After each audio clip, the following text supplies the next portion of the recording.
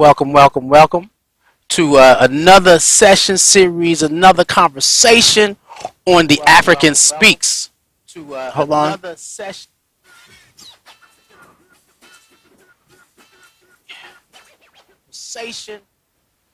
Okay, so we trying to get this set up on Facebook. Changed the process of sharing things to your pages. So if you have multiple profiles, you got to log into each profile. So whatever the page name is, it changes it. So it takes me a little bit minute this time to actually sync this to all the pages, and we're going to do that process later. All right, but welcome again to the African Speaks. Of course, this is where we focus on the rise of the African in you, a social media Pan-African movement where we are bringing together as many black people as possible that can connect on our efforts to liberate ourselves. And so tonight on the African Speaks, we've been last couple of weeks, we've been dealing with the issue of modern day slavery. And the first time we spoke about this, we were talking about understanding the game. Understanding the game. And we broke it down in terms of the three phases of the economic status of this country and how we've been used to make sure that we maintain and sustain the status quo within this country. It's all been economic, and we know that. And so how they're using, we talked about the three phases, which is agriculture, industrial, and now the highly technological era. In the middle of COVID and everything that we're going through, we're realizing companies are figuring ways out how to exist without manpower. How to exist without manpower. And if some of you haven't noticed or heard or realized that even AI apps are on the rise. Using AI as an application now is something that is coming more and more into fruition. So they are creating experiences where they need less and less people. And so needing less and less people, changes our dynamics when we're no longer needed. We already know that we're not really wanted, but we're no longer needed. And so what happens to the quality of life that we seek when we are stuck in this experience where we're no longer necessary? What goes on there?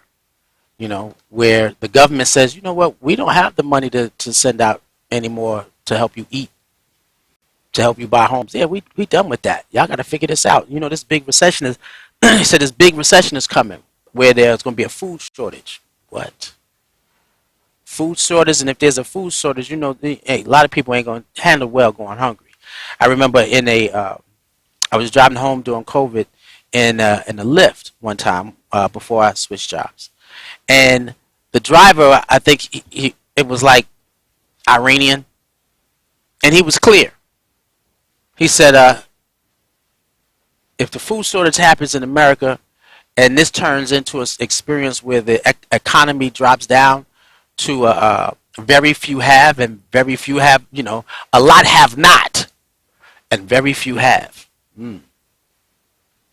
He said, I'm not worried about my family because, he said, in looking in your eyes, because, I don't know, there's a lot of intensity in my eyes. He said, looking in your eyes, I can tell that you are going to be a man that makes sure that your family eats, because it doesn't matter what I have to go through, or what I have to do, and who I have to do it to. My family's going to eat. And I was like, I said, I'm the one of the same situation, the same frame of thought. My family definitely going to eat. So we have to understand the game that we're in. We have more freedom, jobs. We have more money than we've ever had before. We're not physically beaten up, but when we do get beat up, police brutality, that hasn't stopped. But it's not an everyday thing. And so you got to understand it. It's a part of the trickery. It's definitely a part of the trickery. So we had some people come on, and that discussion was great.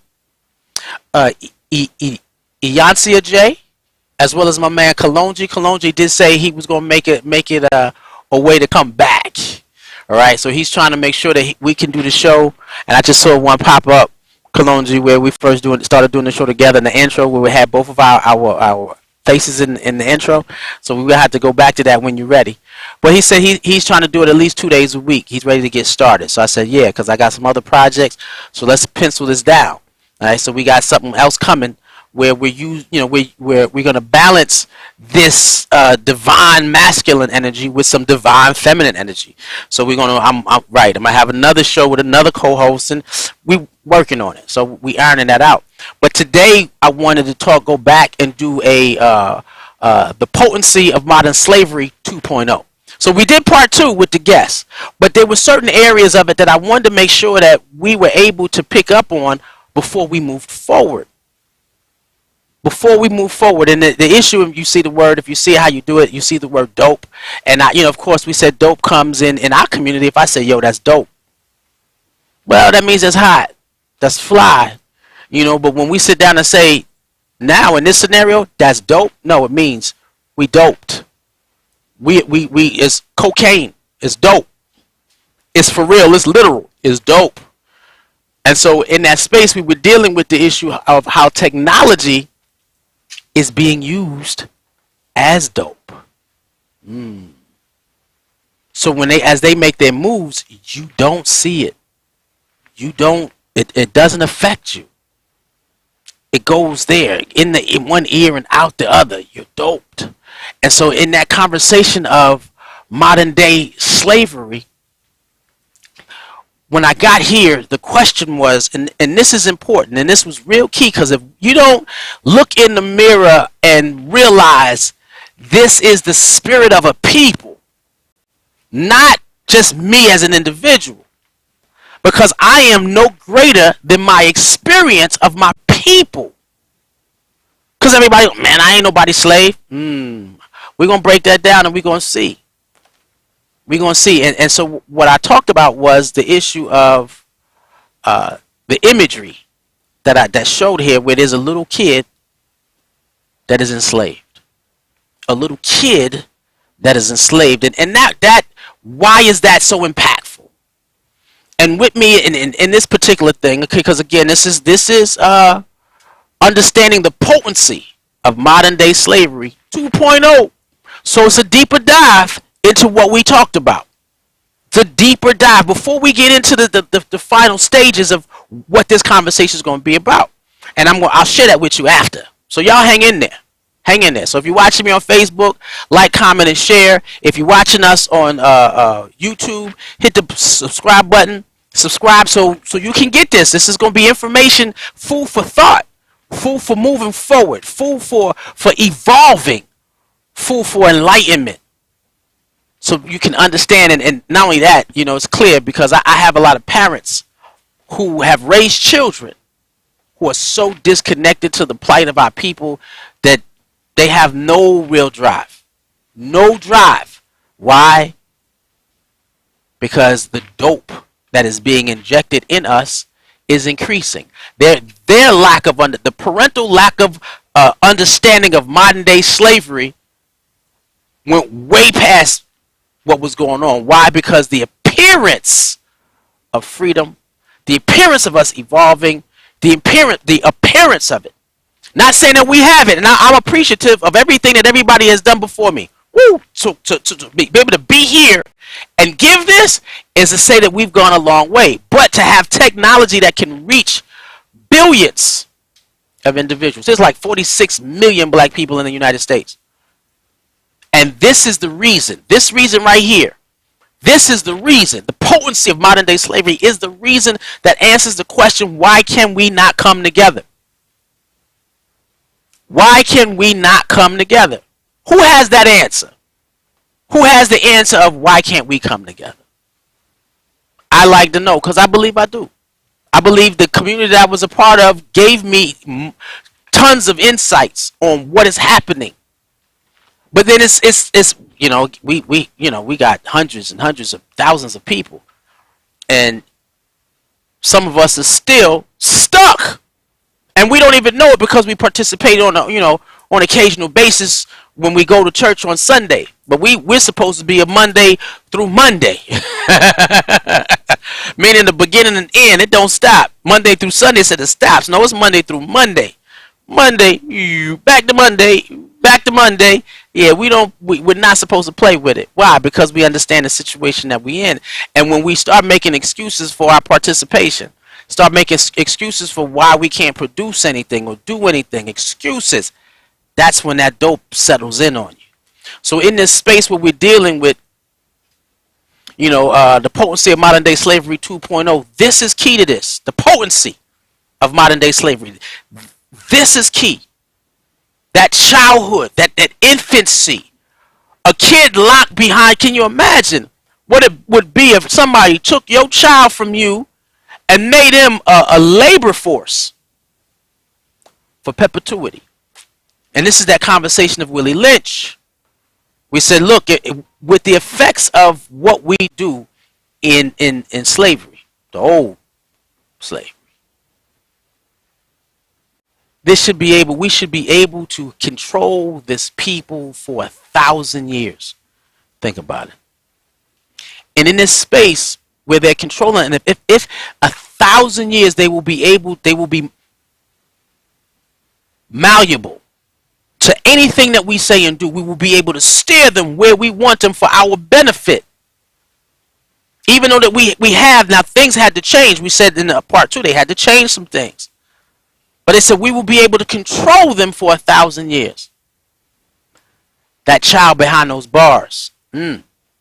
Mental slavery. Now, I don't know if y'all celebrated it, if y'all in terms of, because we celebrated the quadcentennial in 2019. It was actually 400 years of us on this foreign soil, and we celebrated because it was 400 years of resistance, 400 years of persistence, 400 years of struggle and fighting. We celebrated it because you can't stop who we are as a people, but we have to now in this space where we can exchange information, truths, universal laws of who we are in this in the universe, in the sight of the Creator. When we can share these universal laws, we should do so. 400 years. That means we got 600 years more to go before the potency of slavery and modern day starts to wear off. I can't wait 600 years. Even though if it takes 600 years, I'm going to still continue for the time I'm on the earth. I'm hoping to be here at least a century. People are saying, how are you doing what you doing? Where do you get this energy? Yada, yada, yada. And of course, I do have some scars. The body keeps scars. The body is keeping scars. And so I'm doing the best I can to maintain health. And it's not pristine. Why? Because I'm still caught up in certain times in the matrix. We all are caught up in the matrix. But what happens in that matrix when you begin to understand what is happening, you realize that this is an issue of maturity.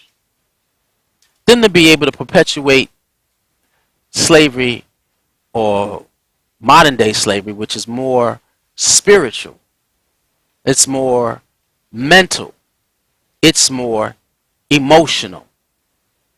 However, the body is still keeping score.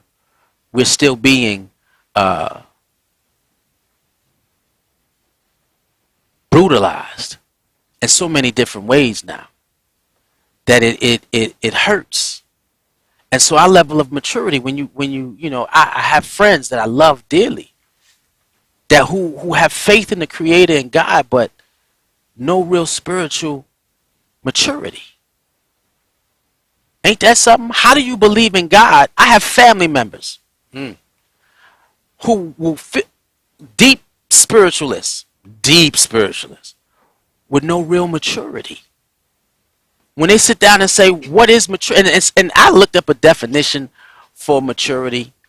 And, a lot of people have their ways of explaining what being mature is. And it's you already know that it's not an age. Maturity level is not an age. And one of the reasons why we are subjected and stay subjected and cannot work together is because our lack of maturity. spiritually, mentally, physically, emotionally. Maturity. Well, what do you mean by that, IJ the African? Easy. The definition I found that said, as a people, they give you a number, 18 and 21. They give you a number, and then they rate us our maturity or level of immaturity according to the age bracket. It has nothing to do with age. It has everything to do with understanding. And more so, when the definition we're going to find is, it says, I am a complete, mature, self-sufficient being. When you are mature, a mature race of people, you are 100% self-sufficient. Now get this. European society needed to be self-reliant because they didn't want to depend on the African continent to give them their resources. I'm taking you back in history. So Russia, not Russia, but Rome and Greece and all the other surrounding European nations had a trade route.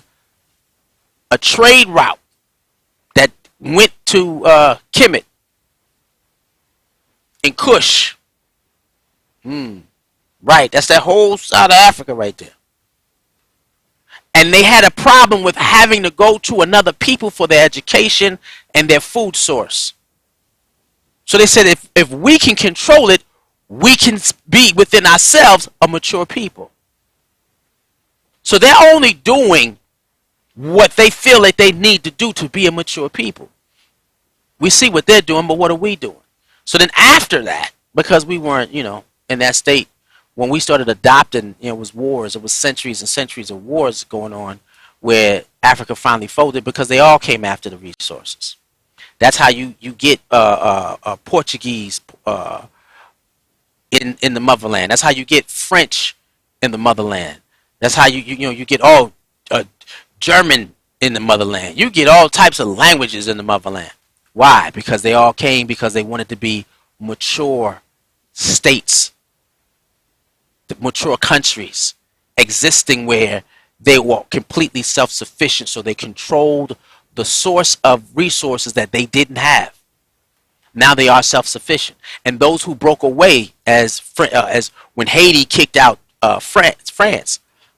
So for Haiti to be the first independent country from slavery, France said, well, if you pay us, we won't come back and go to war to take our country back, to take the resources back. And so Haiti's been in debt for France forever. Ain't that crazy? I'd have just stopped paying and said, yeah. But it's all on the issue of self-sufficient and keeping us immature. A people is an immature people when they are not self-sufficient. They cannot lean on one another. And that is a mindset of slavery.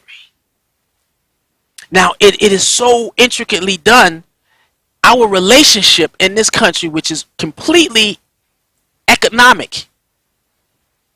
Why? Because this is what they need us for. And we're not mature enough to realize this. Now, some of us are always talking about our economic power. $1 trillion. That's Argentina. Somebody look up how much Argentina makes as a national country. In certain countries, they make $1 trillion. We are our own country within a country with 46 million people. What? Now, our economic relation is we turn our sweat equity and the finances we get over to the country in which we reside. And that's all over the diaspora.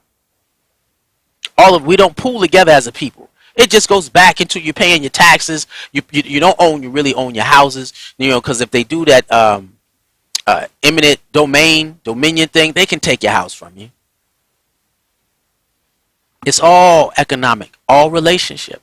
And the only way you can control relationships in reference to keeping us as a body of consumers is if you keep us immature to who we are as a people, who we are to God, whose we are to God, and what God calls us to do. What was the Africans' purpose of being placed on this planet? When our spirits were when God said, I'm going to create you in my image. And it don't matter what spiritual sect, what Afro spiritual discipline you are a part of or not. And I call them all Afro spiritual because everything comes from us. So you can choose any one. It's up to you. Yeah, y'all see my awesome #1 dad. Yeah, my daughter. Yeah, yeah. Thank you. And so it's economic relationships. And so in that space, when you're dealing with the issue of maturity, you know. And so when you grow up as a, and we're going to take it down and shrink it a little bit so you'd understand. When your kids are living in your house and they ain't paying out a bill, and they over 21, 24, 30, this is why a woman looks at a man and says, man, if you a 30-year-old living at your mama house and you ain't got no job, there's no need for me to be with you, which is, you know, I say if a man is self-sufficient, he should live at his mama's house, or his mama should live with him. Why? So that we can offset these economics.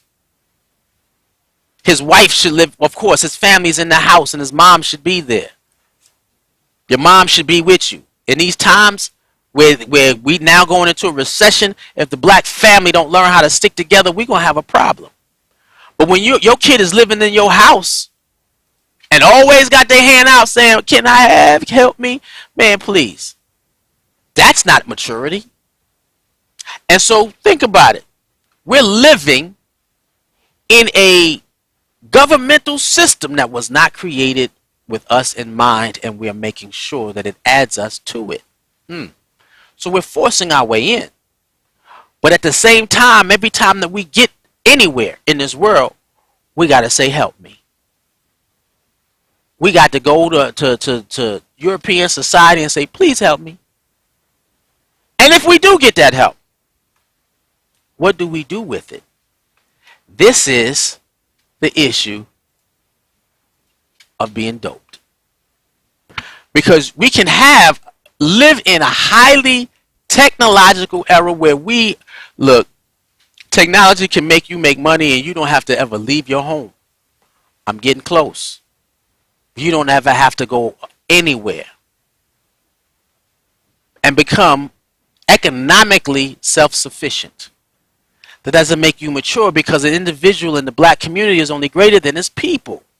Because we have more millionaires in this country now than we've ever had, but we're nowhere better in terms of being self-sufficient. This mind, this body, and this spiritual immaturity, trapped in a highly technological world. This is how you know if you are mature or not. Check it. If you have any state of consciousness in yourself, and I go to your Facebook page, and there is no indication of liberation for black people that where you can influence other black people, you are deeply, spiritually, emotionally, and mentally immature. Because we have an opportunity to engage each other spiritually, mentally, and emotionally. And there is nothing that taps into us evolving as a people. And yeah, I got personal friends I care about, love, and everything. And I look at their pages and I'm like, So I got to find a way to influence even more. I had to, my brother was telling me when What's Name came out. All right, we talking about the potency of modern day slavery. My brother was telling me when Facebook came out, yo, everybody up top is looking for you. Everybody in New York, people asking you where you at, want to see what you're thinking about. And because I was so deep entrenched in building something, I didn't want to be a part of the modern day experience of being doped. I didn't want to be a part of it. I want to do with it. And then I realized, well, this is the new wave of making sure that for my business. At that time, yeah, I put my business on this thing, and yeah, it got better. It got better. right? But I wasn't who I needed to be when that money came in. So I had to pick a pause and said, let me step back and reevaluate who I am, whose I am, and what I'm here to do. And so I had to become what I needed to see in social media. Knowing that social media and technology is a constant stream of energy moving. Never ends. It's like your brain. The internet is like your brain. It never turns off. It is a constant stream of energy. So whatever you put on this energy field that is technological continues for perpetuity. And the brain, once you put it in, you got to do so much to overturn it. But it's still in there. It never disappears. It's still in there. You can get further and further and further from it where you evolve from it, but it's still in there. Internet, you upload something, it ain't going nowhere. It's always there. Somebody can find it. Somebody can pull it up. Somebody can tap into something. And so in this space, they said, we can give them access to all the information. We can give them access to each other. Wow. And they'll do nothing with it. I had a conversation with a sister in my community last week. And I was telling her, I said, sometimes it's like hitting my head against a brick wall. She said, well, you got to keep trying. For what? For what? To tell the brick that it doesn't hurt? No, it hurts. We just got to find another way around this wall. And it may not be conversating with individuals who perpetuate the wall. And they haven't learned the new dynamics, this new mousetrap. We'll say, oh, what? They said, we building a better mousetrap. And we talked about this previously. What is a mousetrap? It is changing the concept of keeping us mentally enslaved without us even knowing it. Mentor Jeramoja Baby Ajman, y'all look at him, Pan-African Orthodox Christian Church founder, patriot, the first holy patriarch. Look it up. I remember, again, I say this again, he said to me, I feel sorry for y'all. And I was like, why? He said, because when it's your turn to come up, he said, I never understood the lore that the slave culture, what we call it, is going to have. People are not going to know that they're slaves anymore. They built a better mousetrap. Because there is no fear from an immature mind. They said, we got them for 1,000 years. So we can give them access to information. They're never going to look up or even watch or even partake in conscious stuff that will help evolve them as a people. They won't do it. And I'm sitting there like, wow. When you look at people's profiles, you realize there's nothing there.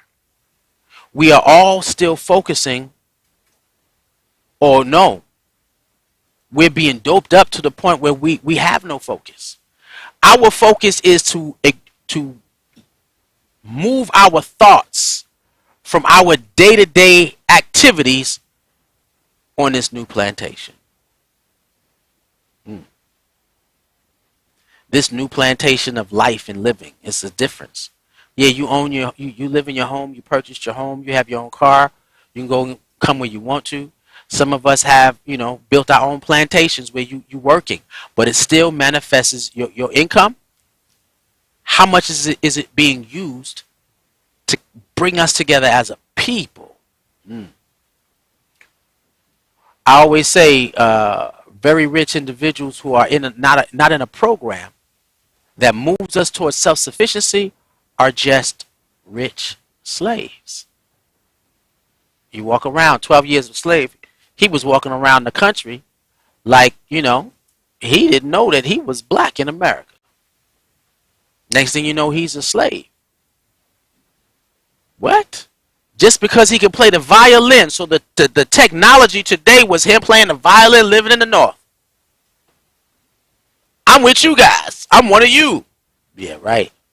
Up until somebody hit him upside the head and put him back where they felt that he needed to be.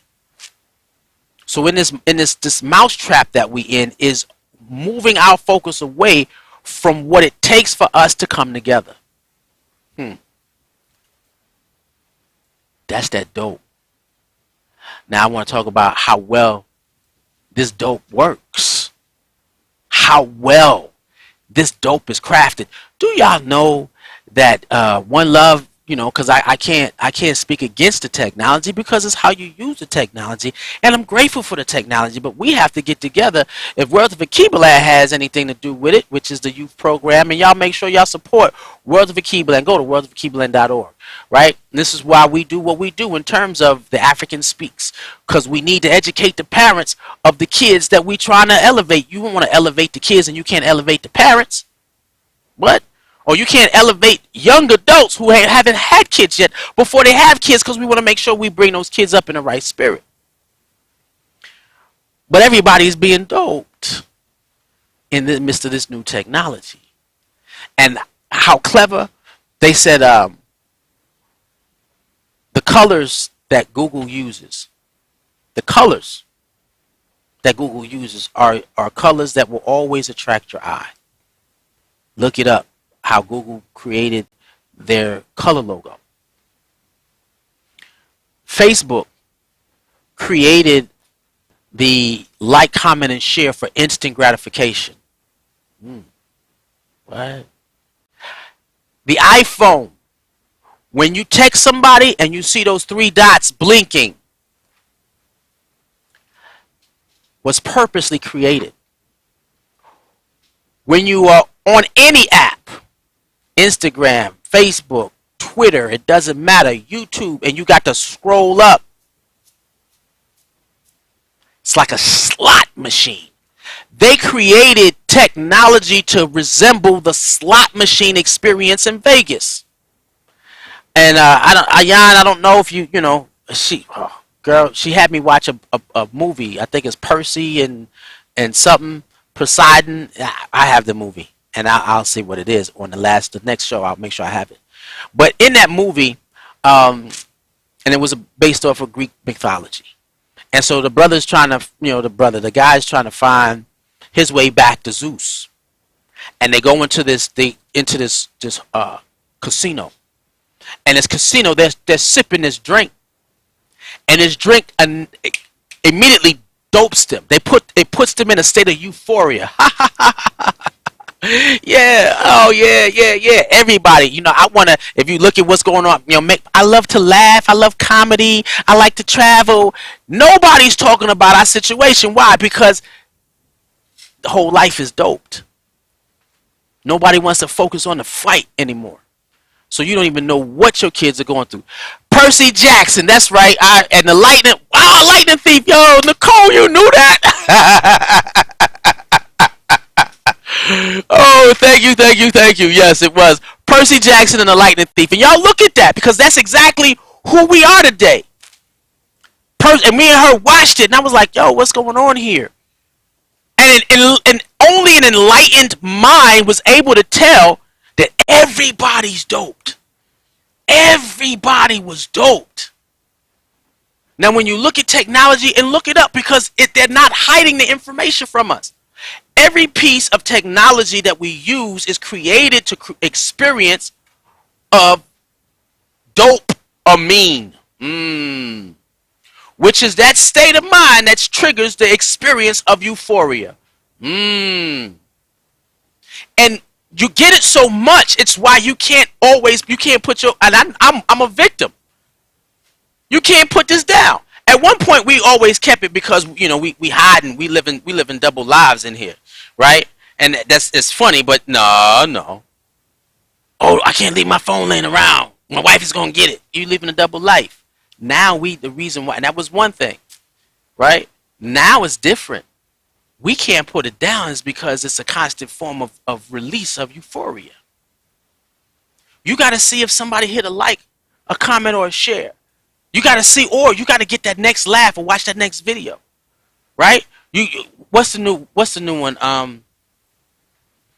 It's not Instagram. Is it Instagram? Might be Instagram, right? Yeah, Instagram.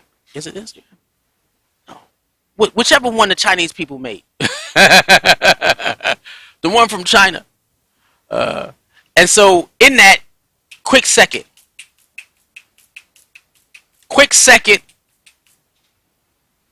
feeds from your brain to your brain.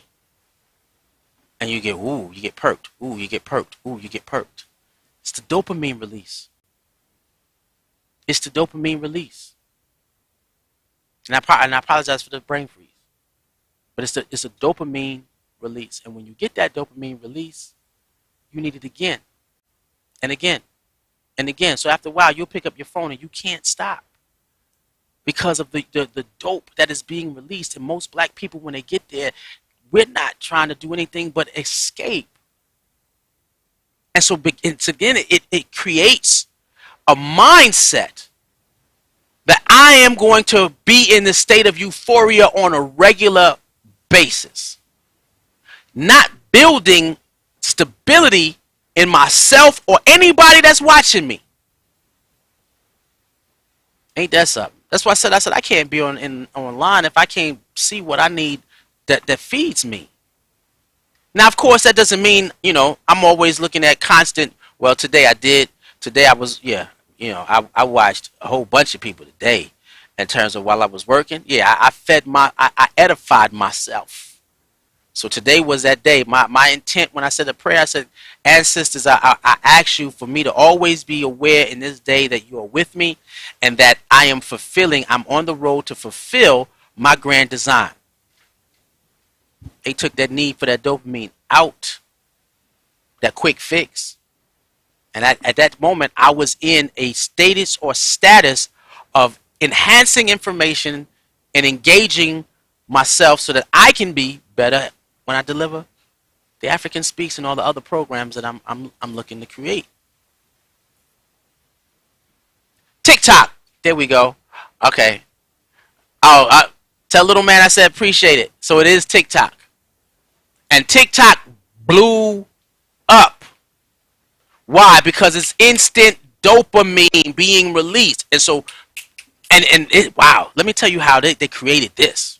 Let me tell you how they created this. TikTok, which is non-American, seeks not to control who sees your posts. So TikTok, unlike American dopamine apps, technology, because they're pulling now, you got a country pulling the attention of individuals in another country. Look at this. We want that attention. Why? Because we want this flow of individuals hitting our sites. We doping them up. And so TikTok, the hottest thing, which is now TikTok, 1 minute and you in it. And what they do for you in terms of creating more dopamine in your system. There are 4 different styles of TikTok videos. We're not going to go this because I'm not going to give you an algorithm lesson. Again, the potency of the technology in which we live in. And so, and I'm saying this for even little man watching, Mom, don't get mad at him if he can't put down his phone or his iPad. It is because he's being doped. You just got to find another means to satisfy the euphoria that he feels. I feel good. It regulates motivation. Oh, yeah, I like this. And dopamine has a lot to do with a lot of things. It tells the brain that things feel, oh, what you want, or I want more. It establishes reward pathways. You feel good about something. Zoom, zoom, I'm going this way to get it. I got to have it. Deficiency may cause the lack of motivation. If you don't get it, you feel down. Because if you're always in this, you're good. Why? Because it's triggering that saline drip. It's triggering that saline drip. So now when we have more information, more access to information, more access to each other, we are not utilizing the platforms that we need to pull us together so that we can develop into a mature people. Why? Because they said we don't have to worry about it because what Willie Lynch did is going to last another 600 years. And we don't have to do anything. Why? We just got to create a better mousetrap, and they're doing it. Even in my community is scared to engage. I'll tell the truth. They're scared to engage or be vanguardish, according to where we are. To being vanguardish when it comes to utilizing technology correctly to liberate black people.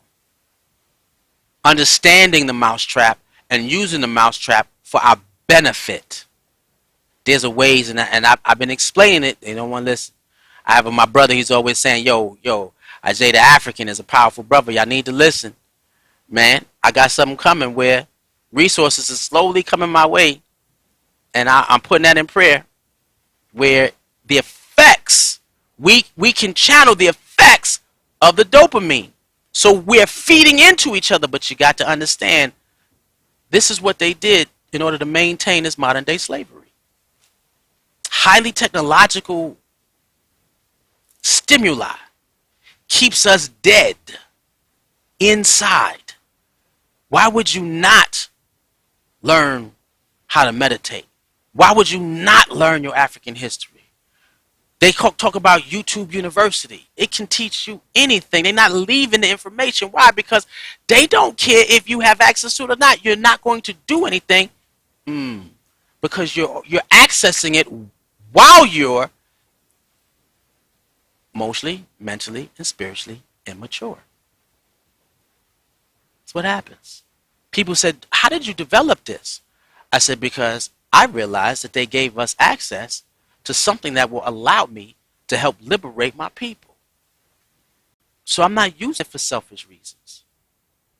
And I have a friend, a millionaire friend. And she said, dude, do you understand the technology that you use and how you build and how you create? You could become the next internet millionaire. I said, yeah, I do. And I said, I pray to God that I don't regret my selflessness at my time of transition, because I choose to continue to try to help move people away from this.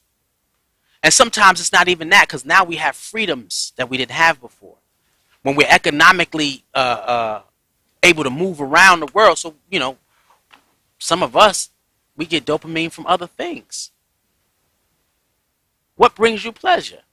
I like to laugh, I like to try new foods, and I like to travel. That's a new thing in the black community. Everybody being able to go anywhere they want to, right? I like to travel. Okay. Now, when you do all of that, there's nothing wrong with it. Nothing wrong with it. After you do all of that, what are you doing to counteract what's happening to your people? We are accessing a generation, the potency of modern day slavery. We have more freedoms than we have ever had, man. And we're not utilizing it. Trump tried to take the access to the internet away. Y'all realize that if they take this away and we have economic downfall, we won't be able to connect with each other the way we connect to each other. We're going to have problems. Deep problems. But we got to understand that this technology that they're using is literally doping us up. And it is creating or perpetuating, it ain't creating it, an extended spiritual sickness and illness, where a people does not seek maturity, which is self-sufficiency, being able to take care of them according to how they see fit unto God. And I always got to say unto God. Why? Because the Creator has called us, if you look at our journey and our history, we have over,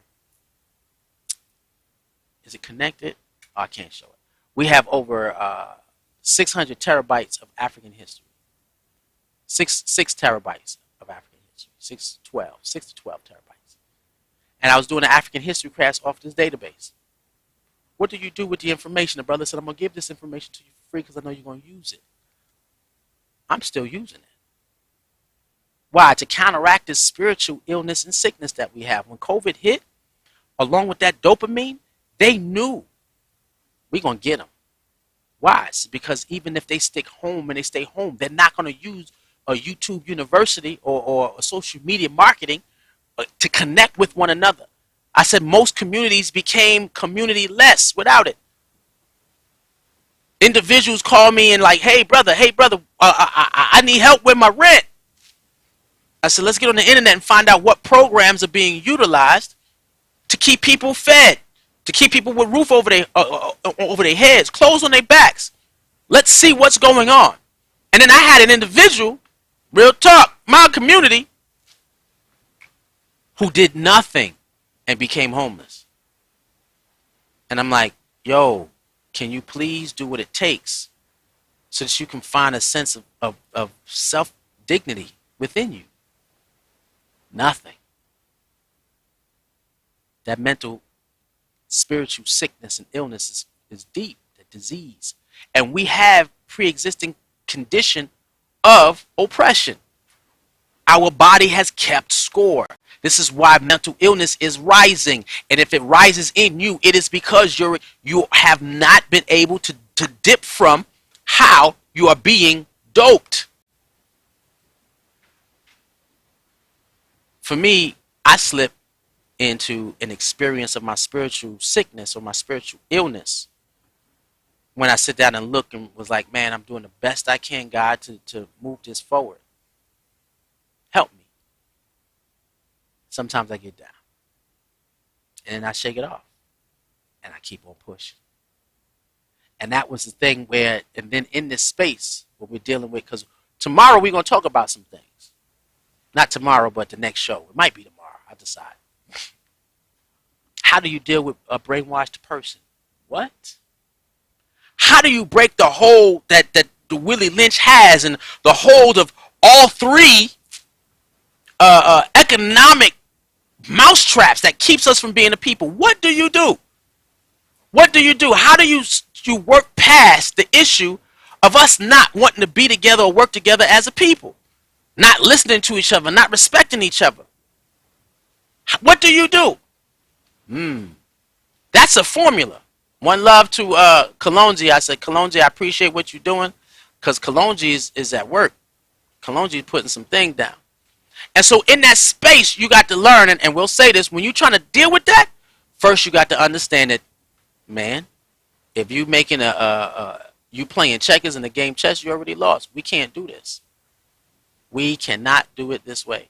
All right, there's one image that I wanted to have and share with you, so that you get an understanding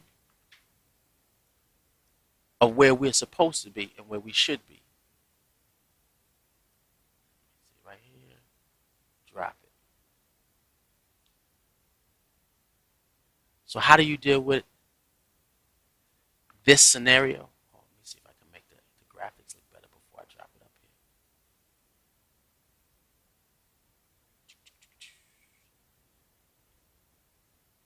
Watch this, y'all. On the fly. Nope, that's not the one. Oh. Let's see.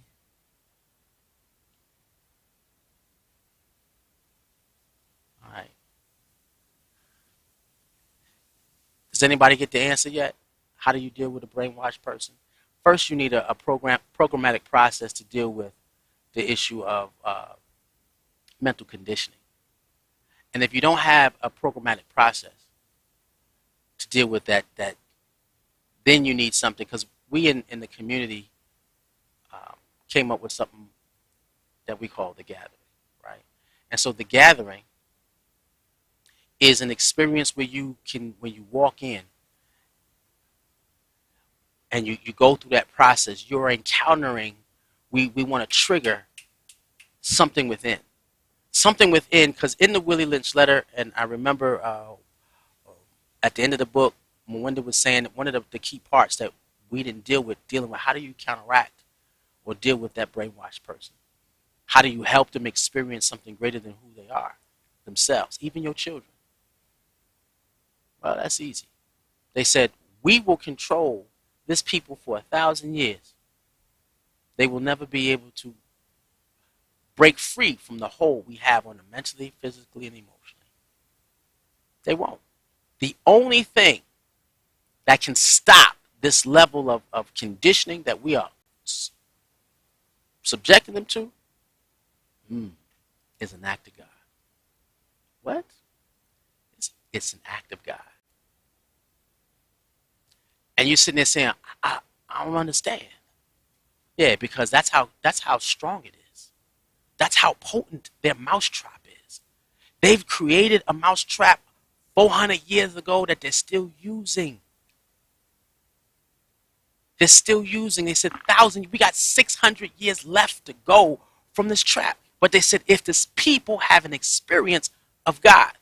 Now, we have more spiritual, Afro-spiritual experiences and practices that are going. I'm going to add to this an act of God that delivers the process of deconditioning.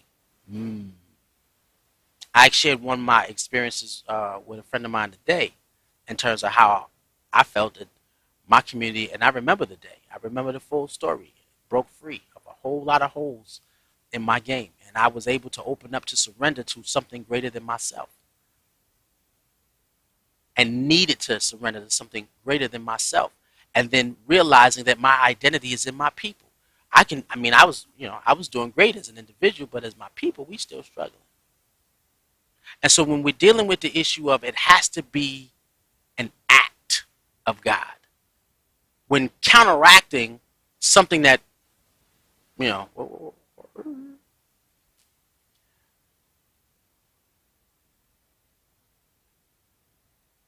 modern day slavery,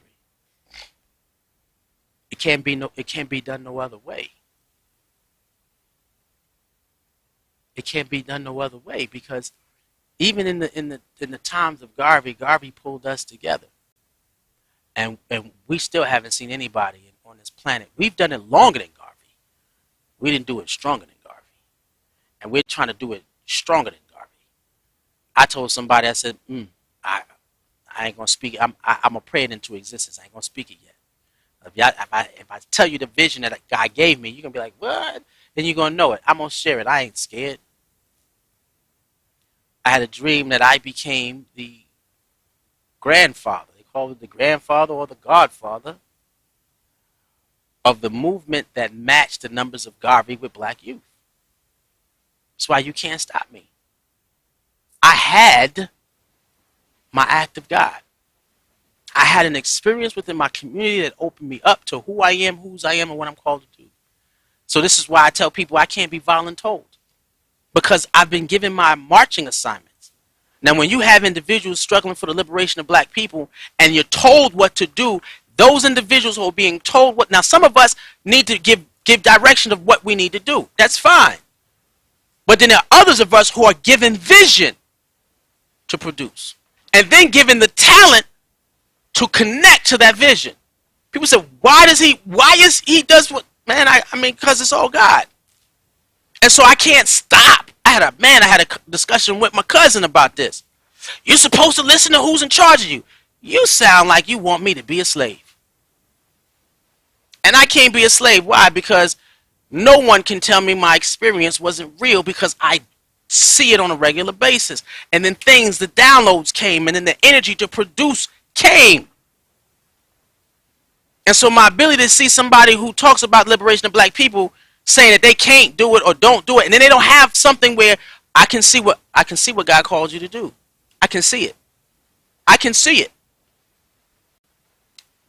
Step back. They are on their own time schedule. When you can see what God has called somebody to create, produce, they're on their own time schedule. You can't force them to do it faster or slower than what they're called. They're on their own time schedule. So if I'm sitting behind someone and I'm looking like, okay, this is what God called you to do, but my engine is moving faster. It moves a little bit different at a different pace. So I'm going to rock with you until I'm about to blow up. And I'll be sitting behind people like, oh, I'm about to blow up. Boom, DaAfrican Speaks, develop, and everything else manifests itself. World of Land becomes a nonprofit. And I'm seeking, Sister Imani, Detroit, what you pour into me is an act of God. Is an act of God. Adrian, if you're watching, what you poured into me to do what I'm doing is an act of God. Woo! Mwenda, you made a statement. You said, a man has an experience of God when he is doing what he's called to do and cannot stop, and no one can halt it. That statement you said, when you give it to you, pure act of God. Me watching men and women in my community live and transition over, never letting go of what God called them to do. Woo! Me just being here, straight up act of God. It's not a product of my enslavement that I'm here. It's a product of the fact that I can see God, hear God, feel God, then the direction of God and the protection as well. So when you're dealing with someone, you got to give them who are brainwashed, you got to show them who they are, whose they are, or who we are. That's bigger. Because if you can see yourself as a person of the African diaspora who happens to be in America, and you can connect your identity to the connection of your people. I have a great friend who has nothing to do, and he gets mad when we get personal. And I be trying to do a show with him. I say, yo, this will be an interesting show. Why? Because we are two different pieces of the pie. Two different pieces. I believe that we deserve to have all the benefits that we have in this country because we built it. But I'd be dang if I believe that I'm supposed to be sitting behind another race while we do it. If it ain't the law, divine law, universal law, I don't want no parts of it. How could you not fight to establish universal law? Where God said, let us create man in our image. One male and one female. I want to live in an experience or what even greater than myself. I'm getting emotional because my son is having another baby. I'm about to have another grandchild. I want them to live in an experience where they can experience universal law. Equality. Freedom and equality. Why? This is what our ancestors wanted for us. And that's how we were able to endure this, through an act of God. So in this space of counteracting, and we're going to talk about it because I can go on in this one. Man, I can go on in this one. In the counteracting an act of God, or being a part of that, counteract that, to being part of counteracting slave mentality, the modern day slavery, or the potency of modern day slavery. Woo. We have to know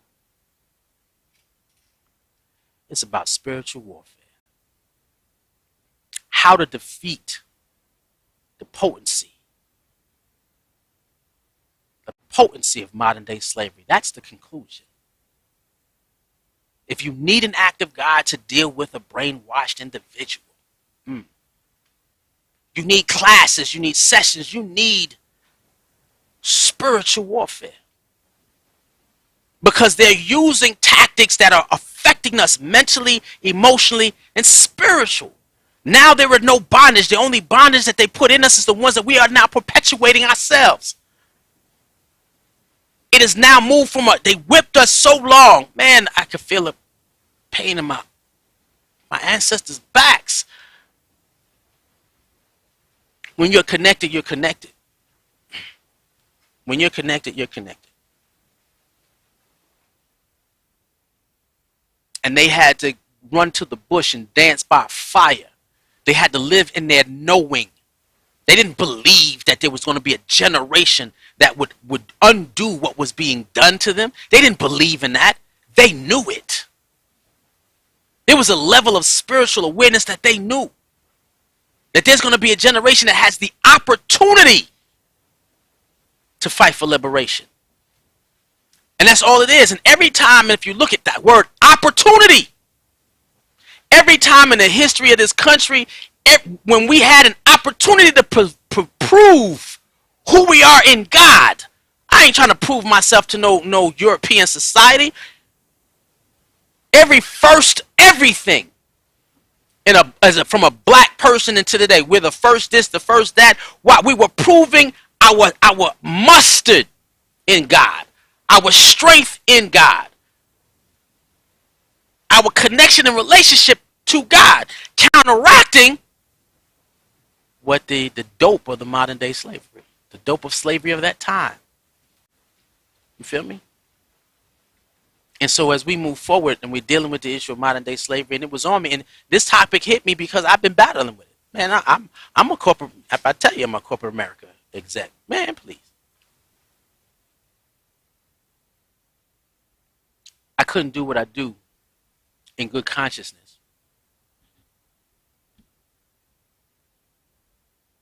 without spiritual warfare. As my testimony, and I will go through it, in depth the next time we speak. I lost my family. As much as I love my daughter, y'all know, man. My sister can sit down and tell you, since I was 7, I loved being head of household. My dad was gone. He said, this family belongs to you. I love having a family. Love the family experience. Yo, I will be so dad for the rest of my life. You feel me? I love that experience of raising children, interacting with children, and being a protector for children. Anybody, being responsible for somebody else. I love it. I love the feeling. But when I realized that I was psychologically, emotionally, and mentally screwed up to the point where I destroyed my family, man, right there, I went to war on the enemy within. I went to war on the enemy. And so as we deal with modern day slavery and the potency of it, the understanding the game, we got to understand how to come out of it. And that means ain't no games here. When you sit down and you start thinking about what it takes, when you think about warfare, I want y'all to look at the next war movie. Look at a movie. Go look at Rambo. It don't have to be black. You can look at Glory. It's different because Glory we don't have a. But yeah, you can go look at Glory. Go look at all of it. Go look at any war movie and look at what it takes to be a soldier to fight a visible enemy. Now realize what it takes to fight the invisible enemy. You know what you fighting when you sit down and you see it. It's him wearing them colors. But what happens when you look in the mirror and the enemy's you? The dopamine keeps you from looking internally to be better. It keeps you in the euphoria state. It keeps you from fighting. It's time for us to fight. Especially those, we are always after the younger generation. And that's the thing in my church now. They're trying to figure out how to engage the younger generation. I said, easy. Put your army fatigue on. Put your fatigue on and let's go back to war. Like you did in the old days. There's a book called My Glorious Brothers. I used to read it every year and I gave all my copies away. I had like 5 copies, and every time I came across a brother who was I was connected to mentally, emotionally, spiritually, I just bless him with the gift. I might have to buy several copies again and just read my thing. But they talk about war of the old days after the war is gone. And it's in the book of the Maccabees. It's in the Apocrypha. This is the book that during slavery they didn't want you to read, so they made us Protestants. Because in that book, they understood that it was a spiritual war that they was a part of. But their enemy wasn't within them because it was when the nation of Israel was liberated. So they didn't have an inner enemy. They had an outer enemy. But in a space where the enemy is on the inside, we can march, we can protest, we can do everything. But if we don't deal with that inner enemy, and then we're never going to get that experience where the act of God changes our motive to working against each other to working for each other. That's me. That's the inner me going to war with whatever they put in me. That's me. People don't understand why you so committed, why you so hard, because I saw firsthand on what the slave mindset can destroy. What? The conscious man, Isaiah? Absolutely. I saw firsthand what the slave mindset can destroy when you least expect it. You don't even know it. I'm making bread, making money, doing my thing, and then all of a sudden, my enemy came out. And after I saw myself, man, it took me years to look in the mirror and know who I was. I had a friend of mine, Daoudi, one love. I'm sorry, we talking now, y'all. I'm personal. Daoudi went through the same thing, and I called him. I was like, yo, man, when do I get to see myself again? He said, there's no time frame. And then my counseling, for those who know Cardinal Labayo, my counselors with Cardinal Labayo. I said, Cardinal Labayo, when will I see myself again? She said, I can't tell you that. That's between you and God. Whatever it's the fight that you're going to put up. And God bless her and rest her, Fundi Ewa. Now I'm naming people in my community who came to my aid to produce the African in me. And because they did it for me, I said, I got to do it for you. She said, it's between you and God. And then one day during, and I said this before, during Kwanzaa, I was walking by my Fundi. And anybody know my mama? My Fundi or the Bio. There's Cardinal the Bio and my Fundi or the Bio. And I was walking by Fundi or the Bio when I first started counseling to get me back. She said, Ajay, are you the African that can take over a slave ship and row us back to Africa? And my head dropped because she would use that phrase to talk to kids about it. I said, I will be. And then the person I was going to talk about earlier, name is Fundi Ewa. Man, this community has poured so much into me. Fundi Ewa, when I was going through changes and getting myself right, she said, so what you been doing? So I told her my processes of spiritual warfare. She's like, wow. I was like, what? She said, so you recognize your wrong behavior and you're correcting it by seeking an act of God. Woo! I will say this to all the parents. You want to try to, you raising something? I sat down and said it. When I realized, I went to my daughter and I said, I was pulled out of school. We was talking because I didn't want her to be in school and be upset, after everything happened. And I said, you mad at me? She said, no. I said, you disappointed in me. And her head dropped. She said, yes, Daddy, you disappointed me. And when that was said, Daddy went to war. So what is it in your life that is going to trigger an experience in you? Because you don't want God to have to tear you down to get you up, even though that's better. You don't want that. Me and Bakiba, when we came together to build World of Bakiba Land and the Bakiba Land alumni, we said ain't nothing out there in the world for us. We've been out there and it pleases. Ate us up, spit us out.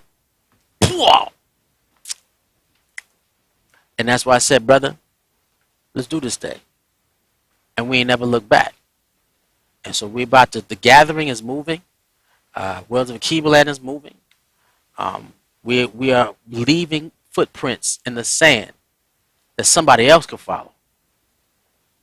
Because we may not, quote unquote, reach the promised land, but we definitely can lay a blueprint out. So next time we talk about modern day slavery, the answer to modern day slavery, how you defeat that dopamine, spiritual warfare. With that being said, I'm hoping that you've had that triggered something in you. What can I do so that the world will have less and less effect on me? Sorry. What can I do for the world to have less effect on me so that I can experience the rise of the African in my mind, in my body, and in my spirit? How can that happen for me? How can I start hearing information where the African in me speaks? Where do you think I got the phrase from? Because I could hear the voices in me speaking and did not want anybody shutting it down. So I got to produce the events and the programs and the experience for others to have the same opportunity to have the rise of the African within. Because the moment that happens, our maturity grows up and we can see ourselves in the eyes of our ancestors as being complete spirits in this realm and in the next. I've seen people cross over, being aware of who they are in this realm, building self-sufficiency for black people, organizing and it working. And you can tell when they crossed over, wow, that's a different story. But I hope I helped you. I hope I see you next time we do this. I'm gonna start with the graphics on this so that y'all know when it's coming. If it's this week, it'll be this week, and you'll know it. It'll be most likely, if I do it, it'll be on Thursday. And if I don't do it Thursday, it'll definitely be on Tuesday. But with that being said, I'm gonna say one love. I'm gonna wish you peace, and I'm gonna say, yo, regulate your dopamine because it's needed. We just don't want it to control you. I'm not gonna tell you to partake in it, not to partake in it. I'm gonna tell you, yeah, for me, my dopamine is playing chess.